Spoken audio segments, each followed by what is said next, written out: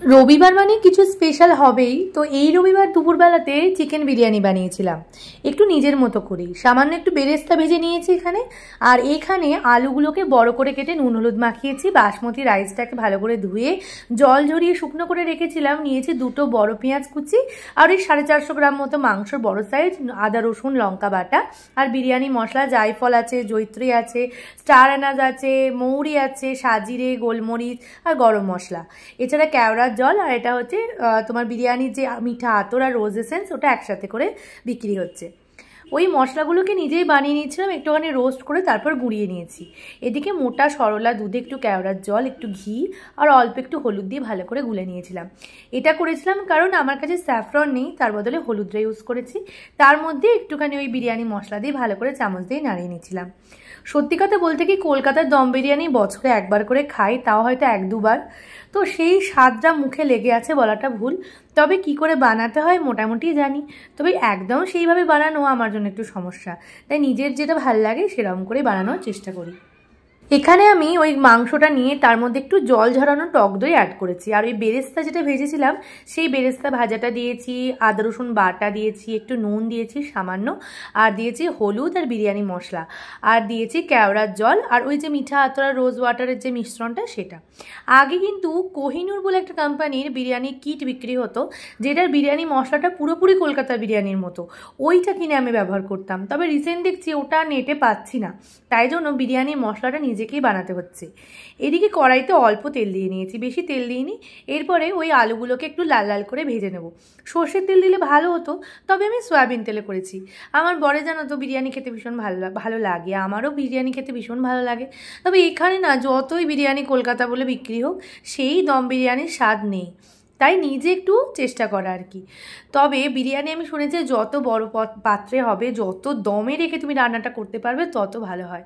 এরকম খুচুক খাচুক করে করলে কি আর সেরকম স্বাদ আসে? তবে আমি যেরকম করে করেছি এতে কিন্তু স্বাদটা মোটামুটি ভালোই এসেছিলো। বড়মশাই তো খুবই খুশি হয়েছে, যদিও এই ভালো মানুষ লোকগুলো বউ যা রান্না করে দেয় তাতেই খুশি হয়ে যায়। তবে নিজেরও একটা স্যাটিসফ্যাকশনের ব্যাপার আছে, তো আমারও বেশ ভালোই লেগেছে, বুঝলেন তো। তবে পুজোর সময় গিয়ে বিরিয়ানি আর ছাড়া যাবে না। ওই পুজোর কটা দিন কিন্তু আর নিজেরা কিছু রান্না বান্না করি না, মাকেও বারণ করে দিই, শাশুড়ি মাকেও বলি যে যতটা পারি বাইরেই খাবো। ওনারা একটু রাগ করেন, কিন্তু কিছু করার নেই, এই বাইরের খাবারগুলোই তো সারা বছর মিস করি, তাই না? অবশ্য মায়ের হাতের খাবার বা শাশুড়ি মায়ের হাতের খাবারগুলো মিস করি। তবে কিছু কিছু খাবার আছে যেগুলো বাইরে স্ট্রিট ফুড এত ভালো পাওয়া যায় আমাদের ওয়েস্ট বেঙ্গলে, আমার মনে হয় না সারা পৃথিবী ঘুরলে ওই রকম স্ট্রিট ফুড কিছু জিনিস পাওয়া যাবে। এদিকে এই প্রসেসটা আমি অনেক আগে ইউটিউবে দেখেছিলাম একবার। ওই তাওয়ার মধ্যে একটু ঘি ব্রাশ করে তারপর তেজপাতা দিয়ে এই মাংস দিয়ে একদম আলু দিয়ে লেয়ারিং করলে একটা স্মোকি ফ্লেভার আসে, ঘিয়ের গন্ধটা পুরো ভাতের মধ্যে ছড়িয়ে যায়, এত ভালো লাগে না? তোমরা যদি নিশ্চয়ই বিরিয়ানি বাড়িতে বানাও তো এইভাবে একবার ট্রাই করে দেখো, বেশ অন্যরকম জানো তো। আমি এই রকম প্রসেসটাই কন্টিনিউ করছি এবং এতে করে আমার ভাতটা তলায় ধরে যাওয়া লেগে যাওয়া কিচ্ছু হয় না।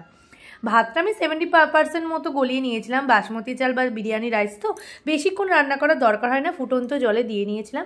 আর এই যে লেয়ারগুলো করে দিচ্ছি ওপর থেকে, ওই ইয়াখনি যেটা বলে না, যে মাংস রান্না করার পর যে ঝোলটা, সেটা বেরেস্তা আর ওই দুধের যে মিশ্রণটা সেটা দিয়ে ভালো করে একটা লেয়ার করে দিচ্ছিলাম। আর বিশেষ কিছু দেওয়ার প্রয়োজন হয়নি, তবুও আমার মনে হয় মশলাটা হয়তো একটু হালকা বেশি হয়ে গেল। তবে বিরিয়ানিতে মানে কলকাতার দম বিরিয়ানিতে যত কম মশলা দেবে ততই ভালো। এবারে আর ওই আটা গোলা টোলা করিনি জানো তো, একটা ভেজা ড্যাম্প ক্লথ দিয়েছিলাম ওপরে, আর ওপর দিয়ে আমার ওই হামানদিস্তাটা চাপিয়ে দিয়েছিলাম। তাহলে ভাপে ভাপে হয়ে গেছে, মোটামুটি আধা ঘন্টা মতো একদম লো আঁচে রেখেছিলাম। আর খোলার সঙ্গে সঙ্গে দেখছি কি যে সুন্দর একটা গন্ধ ছেড়েছে না, চালগুলো জানো তো একটাও ভাঙেনি। আর কি যে অপূর্ব সুন্দর দেখতে লাগছিল। এই যে বিরিয়ানি ওলটালে যে সাদা আর হলুদ কম্বিনেশনের যে ভাতটা আর এই যে আলুটা, মানে বলতে বলতে আমার জিভে জল এসে যাচ্ছে। লেগ পিসগুলো যে কী অপূর্ব সুন্দর ছিল, মাংসগুলো ভেঙে যায়নি, ওভার কুকড হয়নি আবার কম কুকড হয়নি, খুব ভালো হয়েছিল আমার এই বিরিয়ানির রেসিপিটা, মানে আমার ভালো লেগেছে। তোমরা যদি নিজেরা বিরিয়ানি বানাও তো ভালো, আর যারা ধরো এখনও কোনোদিনও বিরিয়ানি বানাতে পারোনি বা বানাওনি, তারা এইভাবে একবার ট্রাই করেই দেখো, হয়তো বা ভালো লাগতেই পারে। আর আমার রেসিপিটা তোমাদের কেমন লাগলো গো অবশ্যই জানিও, কিন্তু ভালো লাগলে একটা লাইক কমেন্ট করো, আমার খুব ভালো লাগবে। আজকে এলাম, দেখা হবে আবার পরের অন্য কোনো রেসিপি নিয়ে, ততক্ষণের জন্য টাটা।